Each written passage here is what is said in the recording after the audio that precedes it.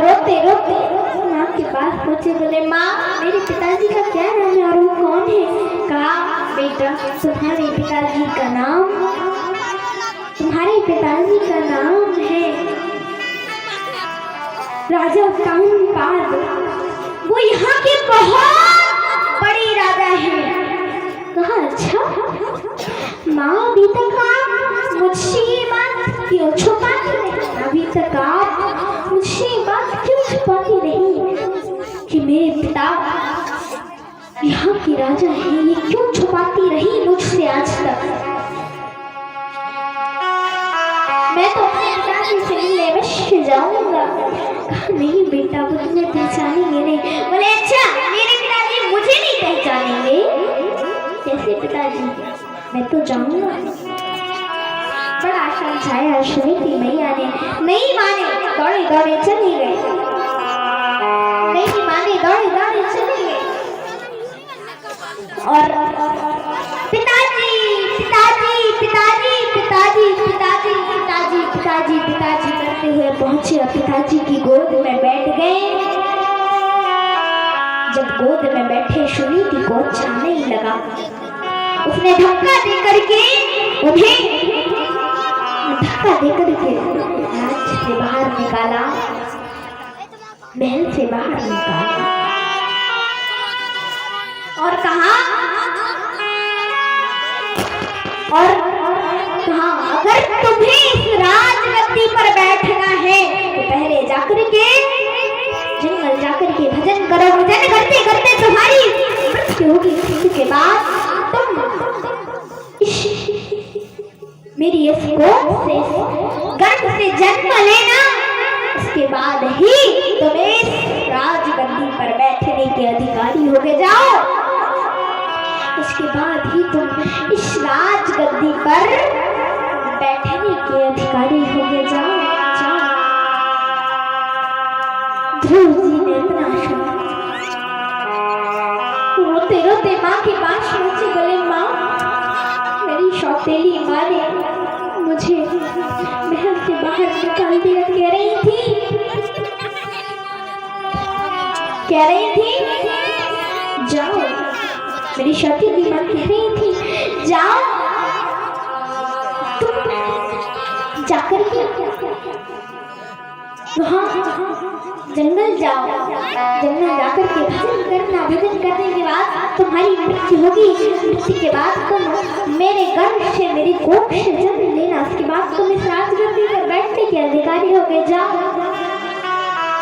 ये कह रही थी मेरी सौतेली माँ, मैं मरने के बाद नहीं, मैं जीते जी उस राजगद्दी पर बैठ कर दिखाऊंगा। मैं जीते जी उस राजगद्दी पर बैठ कर।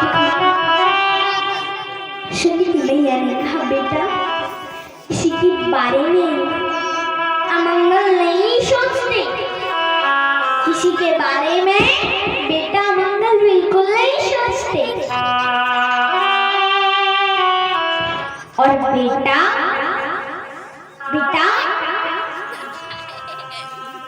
जब बुरा मन हो तो बुरी शब्द ना बोले, जब मन खराब हो तो बुरे शब्द ना बोले, क्योंकि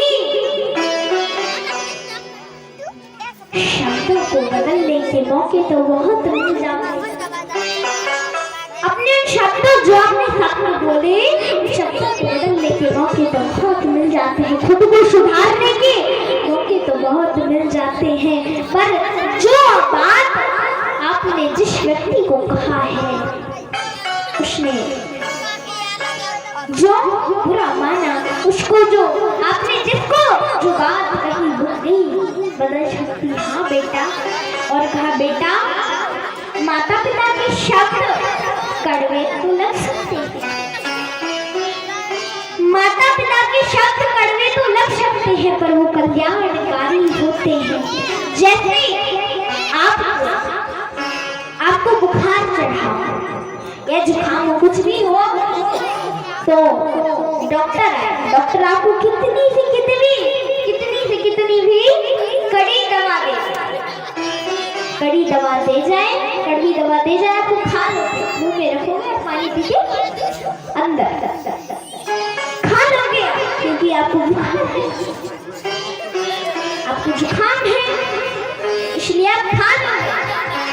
तो ऐसे ही माता पिता की बातें, माता पिता की बातें, हमारे माता पिता की बातें कड़वी तो हो सकती है पर वो बुरी नहीं होती, बुरी कभी भी नहीं होती, वो तो कल्याणकारी होती है, कल्याण करने वाली होती है, कल्याण करने वाली होती है, कल्याणकारी होती है। हाँ, वो बातें कल्याणकारी होती है बेटा। और कहा अभी तुम्हारी सौतेली माँ ने तुमसे कहा था बेटा भजन करो, अब मैं कह रही हूँ बेटा भजन करो, अब मैं कह रही हूँ बेटा भजन करो, बेटा भजन करो, बेटा भजन करो, बेटा भजन करो, अब मैं कह रही हूँ बेटा भजन करो। भजन के लिए तो अगर कोई शत्रु भी कहे, भजन के लिए तो कोई शत्रु भी कहे तो समझना वो तुम्हारा शत्रु नहीं, वो तुम्हारा शत्रु नहीं, वो तुम्हारा पक्का मित्र है, मित्र, वो तुम्हारा पक्का मित्र है, मित्र, और वो तुम्हारे लिए बुरा नहीं कह रहा है, वो तो तुम्हारे अच्छे के लिए कह रहा है, वो तुम्हारा बुरा नहीं कह रहा है, तुम्हारे बुरे के लिए नहीं, अच्छे के लिए कह रहा है बेटा, अच्छे के लिए कह रहा है। अगर भजन के लिए कहे, अभी तो तुम्हारी सौतेली माँ ने कहा था, मैं कहती हूँ बेटा भजन करो, जाओ। ध्रुव जी बोले माँ, जब मुझे भजन करना आता ही नहीं तो मैं कैसे करूँ, जब मुझे भजन करना आता ही नहीं तो मैं कैसे करूँ भजन। कहा बेटा, कहा माँ कहीं भगवान क्रोधित ना हो, कहा बेटा भगवान कभी क्रोधित होते ही नहीं, भगवान कभी क्रोधित नहीं होते, तू तो थोड़ी जहर पिलाने आई थी, भगवान क्रोधित हुए, भगवान क्रोधित हुए नहीं ना, पूतना थोड़ी जहर पिलाने आई थी और रावण तो भगवान की पत्नी को सीता जी को चुरा ले गया था, भगवान क्रोधित हुए, भगवान क्रोधित नहीं हुए, उसका उद्धार कर दिया, भगवान क्रोधित नहीं, भगवान कभी क्रोधित नहीं होता, तुम तो भगवान का भजन करने वाले, तुम तो भगवान के भक्त बेटे, छोटे हो भी तुमसे भगवान कभी भी क्रोधित नहीं हो सकते बेटा, नहीं हो सकते, तुम चिंता मत करो, तुमसे भगवान कभी भी क्रोधित नहीं हो सकते, नहीं हो सकते, नहीं हो सकते। और कहा देखो भगवान जब भी देखते हैं जीव के अवगुणों को ही देखते हैं, परमात्मा जब भी देखते हैं जीव के गुणों को ही देखते हैं, ये संसार जब भी देखता है जीव के गुणों को ही देखता है, संसार जब भी देखता है जीव के अवगुणों को ही देखता है, परमात्मा परमेश्वर कभी भी जीव के अवगुणों को नहीं देखते, देखते हैं केवल जीव के गुणों को ही देखते हैं, गुणों को ही देखते हैं, कभी भी अवगुणों को नहीं देखते। और इस पे मुझे एक कहानी याद आ गई, बताओ सुनना चाहते हो? चलो इस बार जयकारा नहीं लगवाते, सुना देते हैं, ठीक है? कौन कौन सुनना चाहते हैं? केवल हाथ। हमारी माताएं नहीं सुनना चाहती, हमारी ये माताएं कह रही हैं, हमारी ये माताएं कह रही हैं देवी जी जल्दी प्रसाद बांटो, नींद आ रही है रात का समय, क्यों बताइए, सुनना चाहते हैं? है ये हाथ। सर्दी लग रही है क्या माताओं? लग रही है सर्दी? आप ताली नहीं बजाते और हाथ नहीं उठाते हो, जयकारा नहीं लगाते, इसलिए लगती है। एक बात बताएं, जयकारा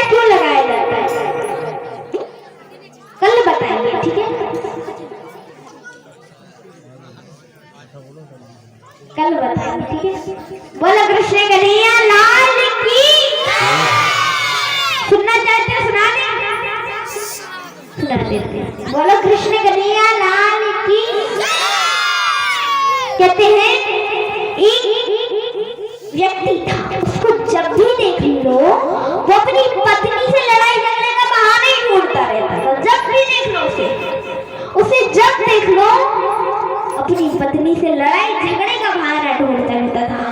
केवल लड़ाई झगड़ा केवल यही सोचता रहता था, आज कैसे झगड़ा करूंगा, आज कैसे झगड़ा करूंगा, आज कैसे झगड़ा करूंगा, रोज यही सोचता था वो।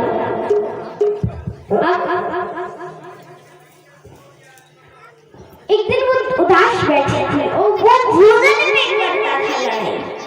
भोजन कैसे? आज भोजन में रोटी बनाई तो कहेगा, अरे देवी रोज रोटी बनाते हो, कभी पूड़ी भी बना लिया, पूड़ी बनाई, रोज पूड़ी बनाते हो, कभी पराठे भी बना लिया। ये ऐसी लड़ाई, सब्जी पे ऐसी चीजों में लड़ाई होती है। एक बार वो उदास बैठी थी, तभी वहां पर एक बूढ़ी माता जी आई, बोली, अरे हरी हरी बहू क्यों उदास हो? खामा क्या करूं? बोली, अरे क्या करूं, मेरे पति को जब देख लड़ाई झगड़े का बहाना ढूंढते रहते हैं, क्या करूं? भोजन में रोटी बनाओ तो कहते हैं पूरी क्यों नहीं बनाई, फिर और इसमें लड़ाई हो जाती, पूरी बनाओ तो रोटी क्यों नहीं बनाई, इससे लड़ाई हो जाती। हाँ तुम चिंता मत करो, एक दिन तुम सब कुछ बना के रख लेना, और जो ना बना पाए तो वो कहे ये चीज बनाई, हाँ महाराज ये भी बनाया, ठीक है, ठीक है। उसने सारी चीजें बना के रखी, सारी पकवान बना के रखी।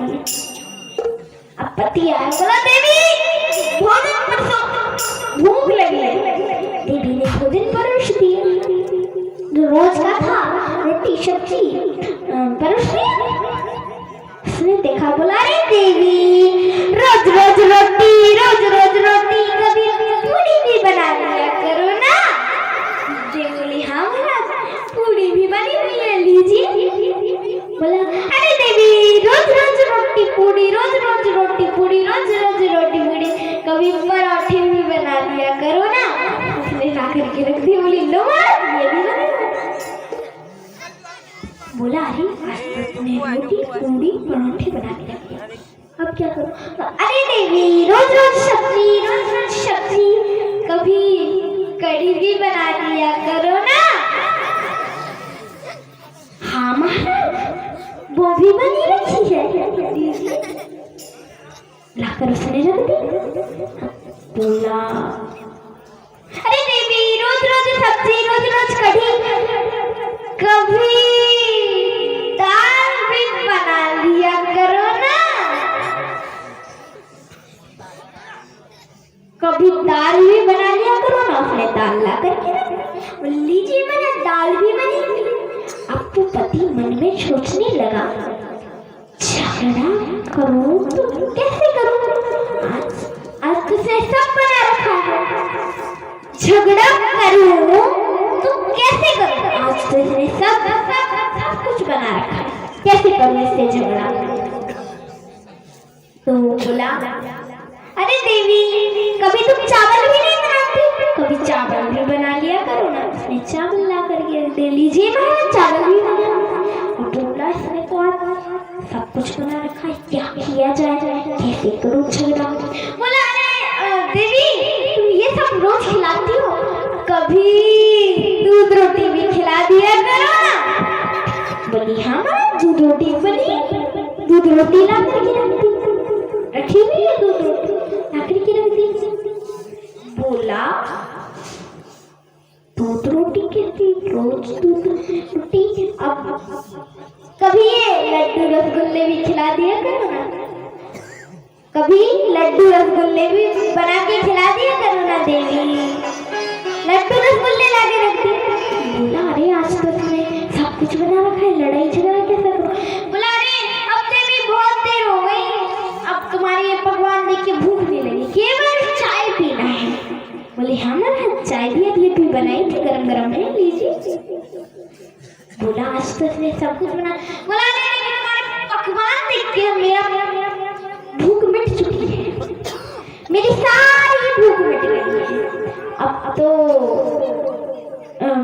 सारी भूख मिट चुकी है महाराज, इसलिए मुझे अब कुछ नहीं करना, मुझे सोना है, नींद आ रहा। बोले हाँ महाराज अंदर जाइए, अंदर बिस्तर बिछिए। लेटा रहा, थोड़ी देर सोता। बोला नहीं देवी रोज रोज अंदर बिस्तर बिछाती हो, कभी बाहर भी बिछाती हो। बोले हाँ महाराज बाहर भी बिछी, आप बाहर जाके लेट जाइए। बाहर जाके लेट गया, थोड़ी देर तक अगल बगल तक देखता रहा। उसने देखा, उसने ऊपर देखा, बहुत ऊपर देखता रहा। उसने देखा ऊपर एक आकाश में एक लाइन खींची थी।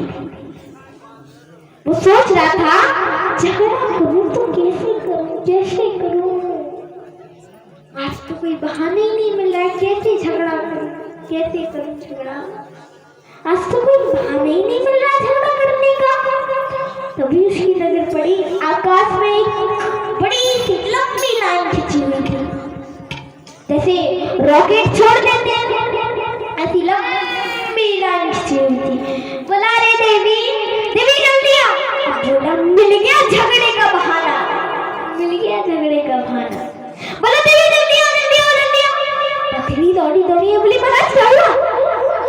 बोला एक बात बताओ, ये क्या है आकाश में लाइन खींची हुई है, ये है क्या। कहा अरे ज्यादा कुछ तो नहीं सुना, इतना सुना है कि यहाँ से अपनी सवारी लेकर निकलता है हाथी घोड़े। बोला लड़ाई झगड़ा करना ही है। बोला अरे देवी तुम मुझे मारना चाहती हो। बोला क्यों। बोली क्यों, मैंने कहा मर जाएगी। कहा ये जो लाइन है इतनी पतली लाइन है, अगर इनके हाथी घोड़े सवारी निकलती है, इनमें एक भी अगर सवारी हाथी घोड़े का पैर इधर या उधर हो गया तो कहाँ गिरेगा। इधर उधर हो गया तो सीधे मेरे ऊपर आकर के गिरेगा कि नहीं गिरेगा। इतना भी नहीं समझ सकती तो मर नहीं जाऊंगा। बिल्कुल लाइन के नीचे चारपाई बिछा रखी है, बिस्तर बिछा रखी है कि वो गिरे ना तो मेरे ऊपर गिरेगा। लड़ाई झगड़ा शुरू हो गया। तो ऐसे ये संसार जब भी देखता है जीव के अवगुणों को ही देखता है, पर भगवान परमात्मा जब भी देखता है जीव के गुणों को ही देखता है। और यहाँ जा रहे हैं ध्रुवदी महाराज, चल दिए हैं, जा रहे हैं वन की ओर भजन कीर्तन करते हुए। आइए हम सभी लोग भी भजन कीर्तन कर लेते हैं। और अगर हमारी आवाज जहाँ ये झांकी तैयार हो रही है वहां तक पहुंच रही हो तो जल्दी से जल्दी मंच पर पधारे। बोलो कृष्ण कन्हैया लाल की। सांस सांस में तेरा है नाम मुरली वाले, ओ श्वास श्वास में तेरा है नाम मुरली वाले। ओ मुझे चरणों से लगा ले मेरी श्याम मुरली वाले, मुझे चरणों से लगा ले मेरी श्याम मुरली वाले, मुझे चरणों से लगा ले मेरी श्याम मुरली वाले।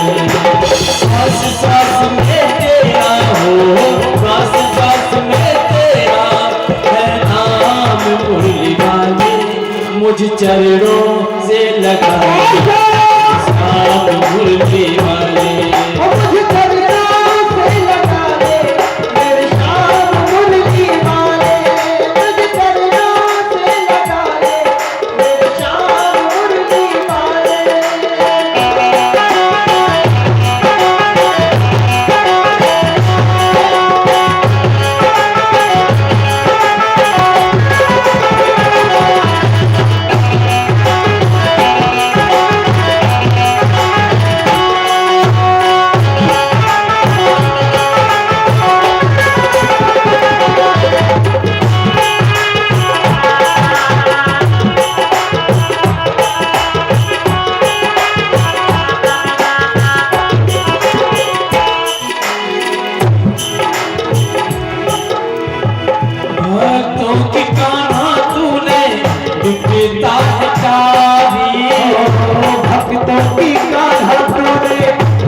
चाहे डाली भक्तों की कान्हा तूने विपदा हटाई, भक्तों की कान्हा तूने विपदा हटाली। मेरी भी बात थामो आके बिहारी, मेरी ही बात थामो आके बिहारी। बिगड़ बनाए तुमने हो, बिगड़ बनाए तुमने हो, बिगड़ बनाए तुमने हर काम मुरली वाले, मुझ चरणों से लगा ले तेरे साम मुरली वाले। मुझे चरणों से लगा ले मेरे श्याम मुरली वाले, चरणों से लगा ले मेरे श्याम मुरली वाले।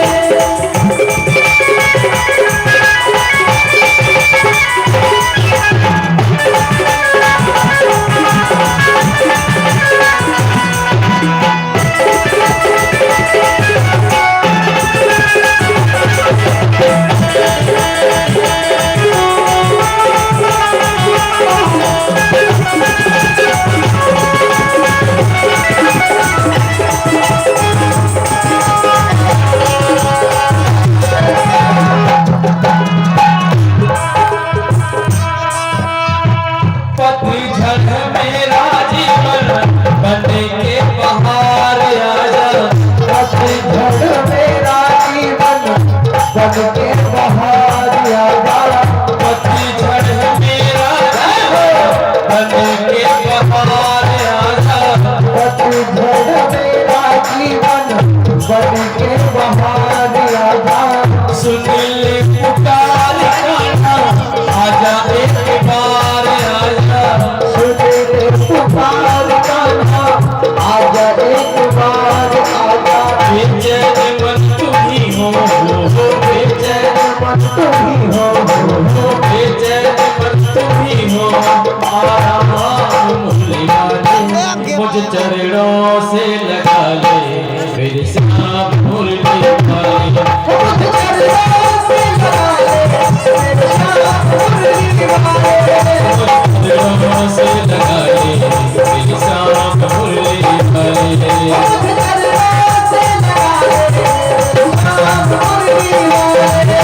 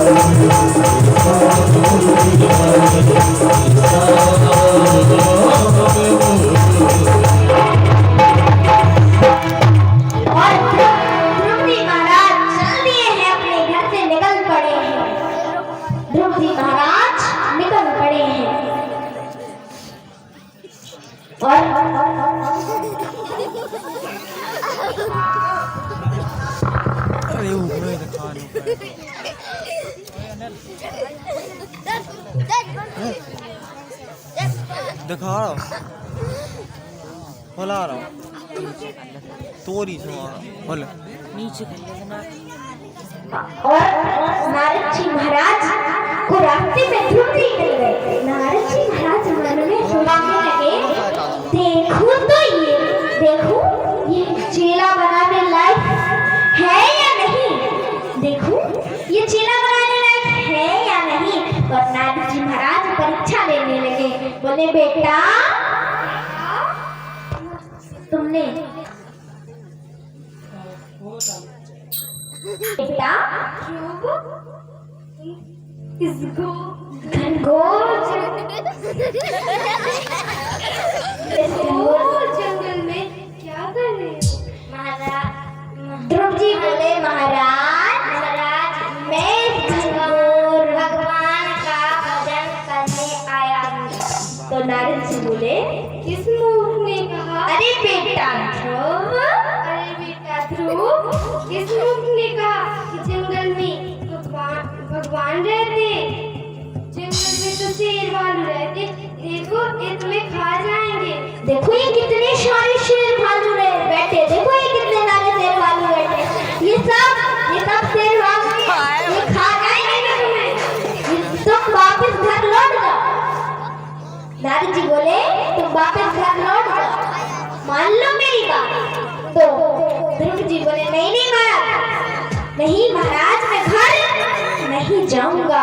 घर से मैं प्रतिज्ञा कर आया था, मैं घर से प्रतिज्ञा करके आया था कि मैं भगवान के दर्शन करके ही वापस लौटूंगा। तो मैं भगवान के दर्शन करके ही घर वापस लौटूंगा।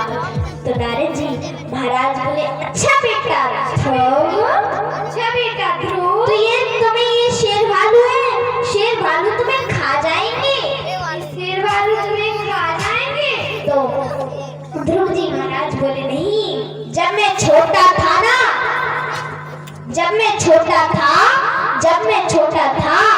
तब मेरी माँ कहा करती थी। ध्रुव जी बोले जब मैं छोटा था तब मेरी माँ कहा करती थी कि जो भगवान के भक्त होते ना उन्हें शेर भालू नहीं खाते।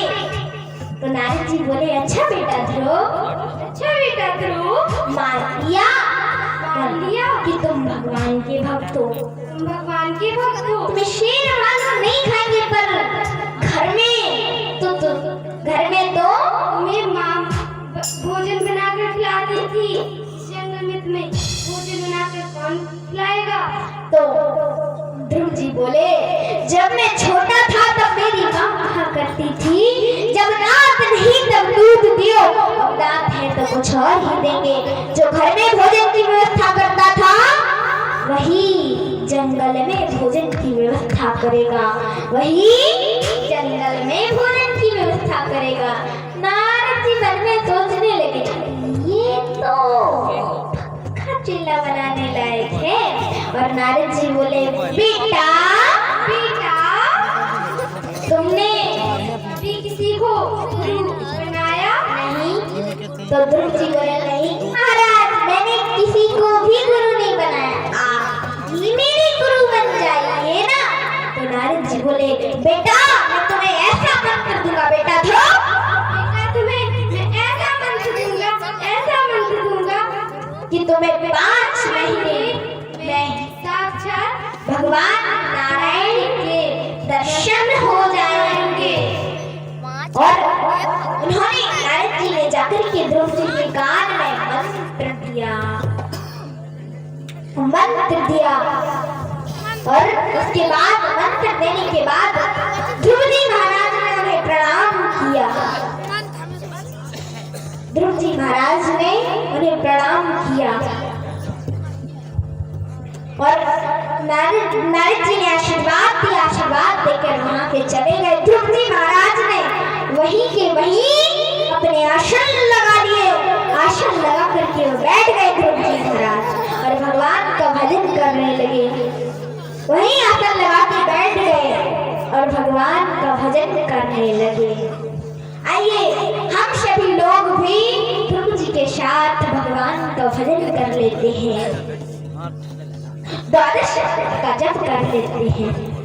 ओम नमो भगवते वासुदेवाय, ओम नमो भगवते वासुदेवाय,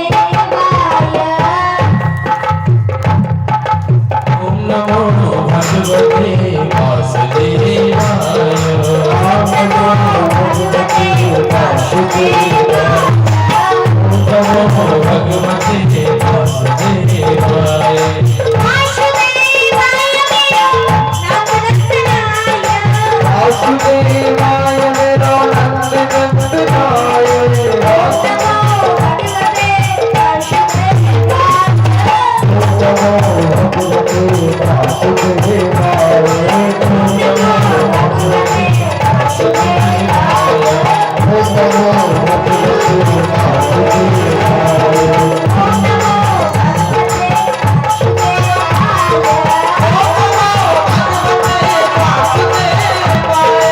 ओम नमो भगवते वासुदेवाय, ओम नमो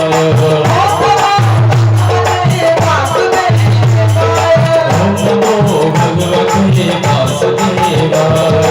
वासुदेवाय प्रभु नंद नंदनाय, वासुदेवाय प्रभु नंदनाय, वासुदेवाय मेरो नंद नंदनाय, वासुदेवाय मेरो नंदनाय, नंदनाय मेरो कृष्ण चंद्राय, नंदनाय मेरो कृष्ण नंदनाय।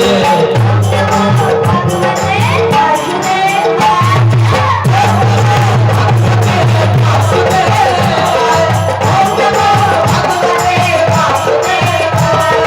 ओम नमो भगवते वासुदेवाय, ओम नमो भगवते वासुदेवाय।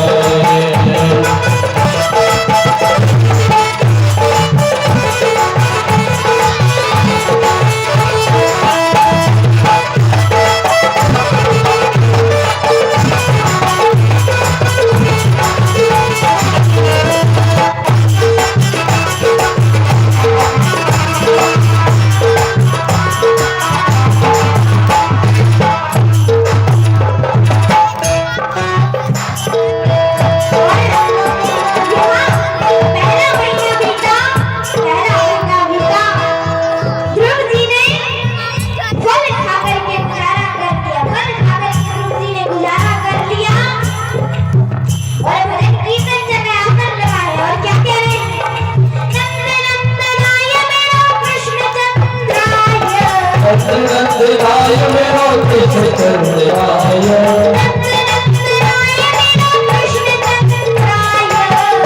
नंदनाय मेरो कृष्ण चंद्राय, कृष्ण चंद्राय मेरो नंदनाय।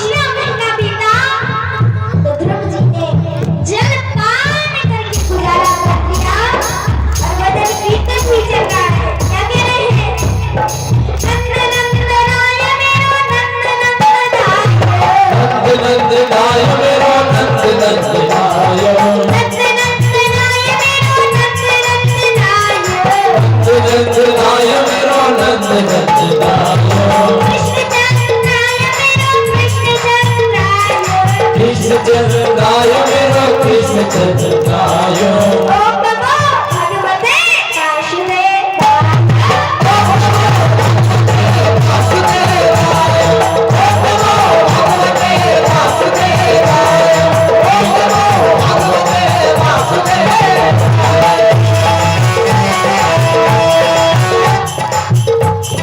ओम नमो भगवते वासुदेवाय ओम नमो भगवते वासुदेवाय ओम नमो भगवते वासुदेवाय वासुदेवाय श्याम नंद नंदनाय वासुदेवाय मेरो नंद नंदनाय वासुदेवाय मेरो नंद नंदनाय वासुदेवाय मेरो नंद नंदनाय नंद नंदनाय श्याम कृष्ण चंद्राय नंद नंदनाय मेरो कृष्ण चंद्राय नंद नंदनाय मेरो कृष्ण चंद्राय नंद नंदनाय मेरो कृष्ण चंद्राय ओम नमो भगवते वासुदेवाय भगवते वासुदेवाय ओम नमो भगवते वासुदेवाय ओम नमो भगवते वासुदेवाय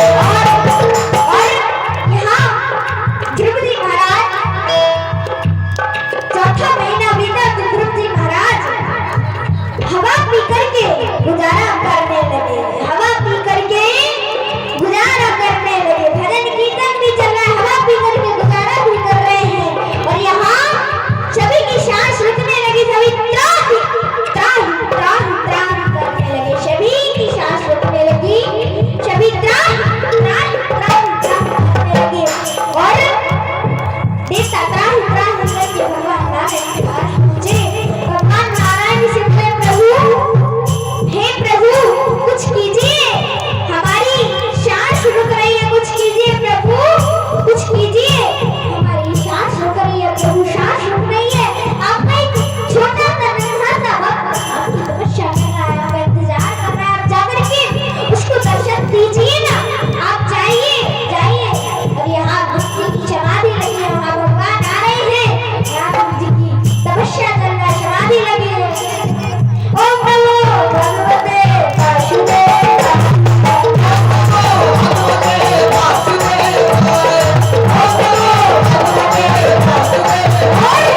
पांचवा महीना बीता यहाँ भगवान नारायण उनके सामने ध्रुव जी के सामने प्रकट हो गए और ध्रुव जी का भजन कीर्तन चल रहा है ओम नमो भगवते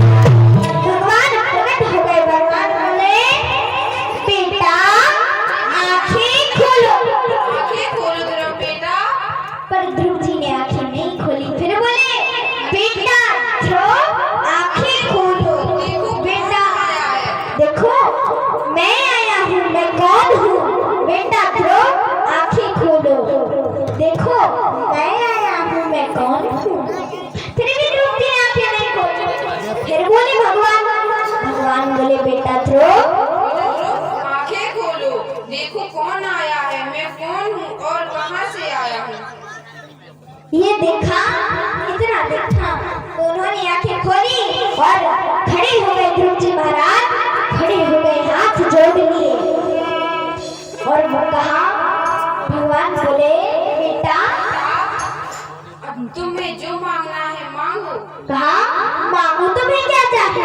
अब ध्रुव जी थे नन्हे थे वो बोलते तो क्या बोलता उन्हें तो कुछ आता ही नहीं था जैसे आप जाए कहीं तपस्या करने जाए या फिर कथा सुनने आए तो आप घर से सोच के आओगे कि हम वहां जाकर के ऐसा मांगेंगे ये मांगेंगे वो मांगेंगे ये मांगेंगे वो मांगेंगे आप ऐसा घर से तो सोच के आओगे पर जब आप यहाँ पर आओगे तो भगवान की झांकी देख करके सब भूल जाओगे इतनी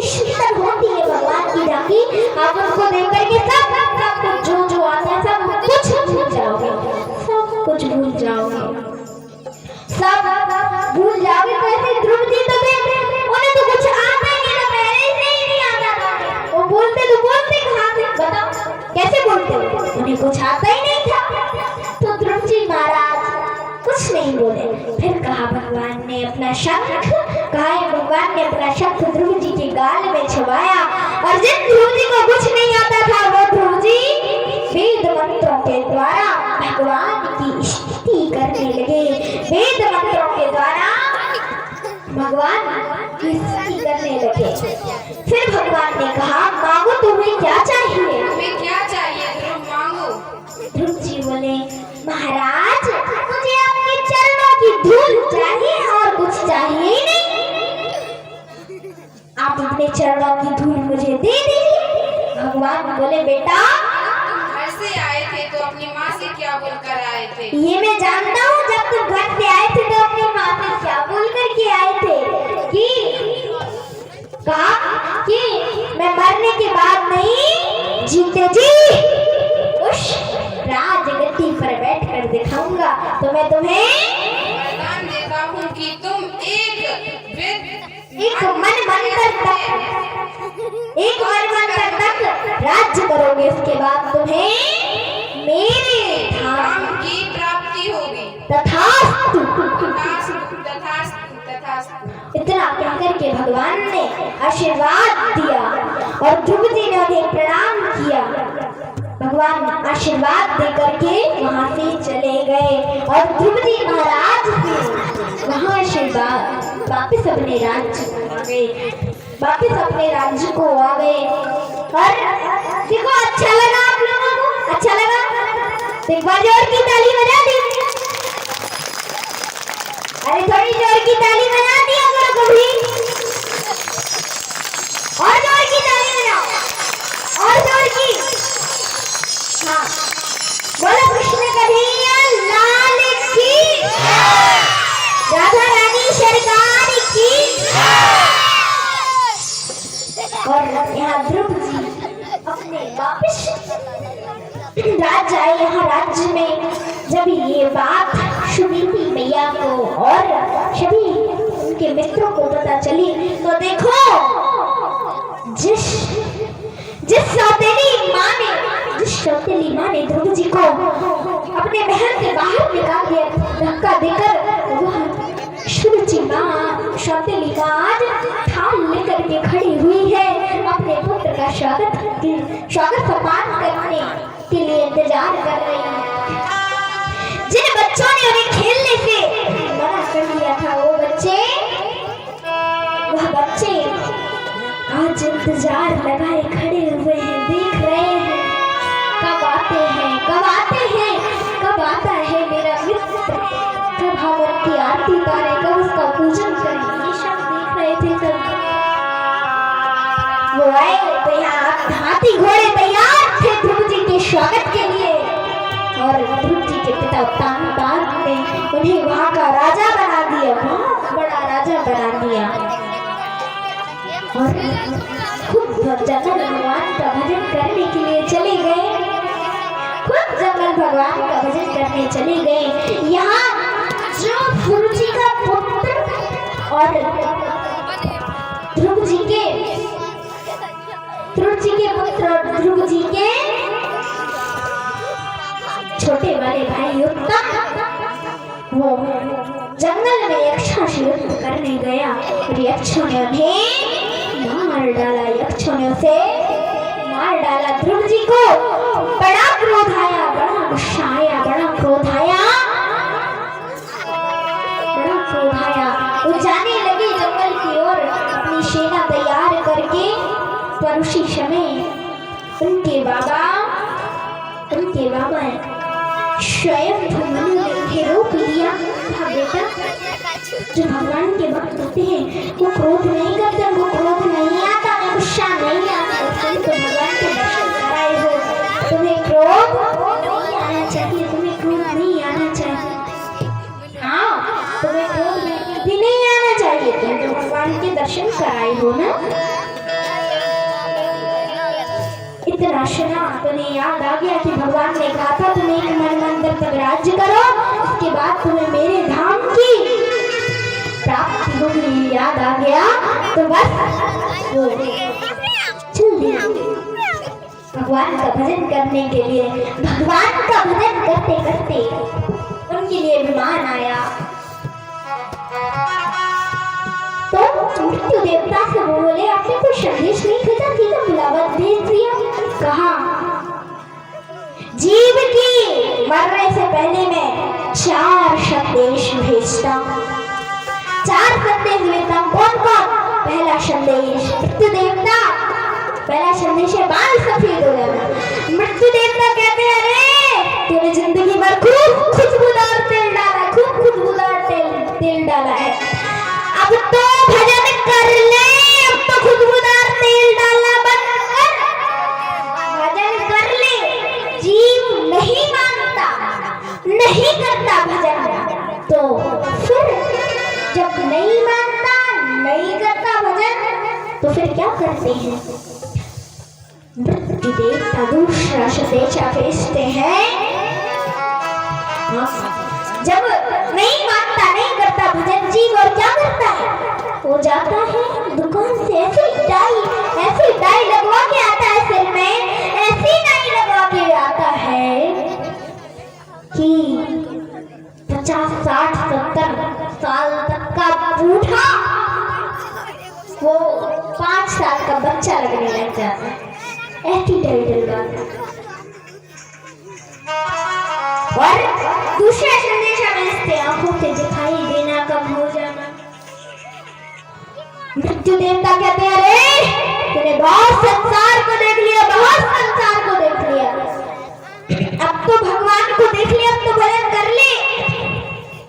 जीव नहीं मानता, नहीं करता भजन, और डॉक्टर के पास जाकर के ऐसा चश्मा लगवाता है, ऐसा चश्मा लगवाता है कि इतने छोटे छोटे शब्द भी इतने बड़े दिखाई देने लग जाते हैं, इतने छोटे छोटे शब्द भी इतने बड़े दिखाई देने लग जाते हैं। नहीं करता, नहीं मानता, नहीं करता भजन जी। तो फिर तीसरा संदेशा भेजते हैं। तीसरा संदेशा कौन सा है? दांत टूट जाना। मृत्यु देवता कहते हैं, अरे तूने जिंदगी में बहुत चने चबा लिए, बहुत चने चबा दिए, अरे अब तो देख ले, अब तो भगवान को देख ले, अब तो भगवान का भजन कर ले। जीव नहीं मानता, नहीं करता भजन, क्या करेगा?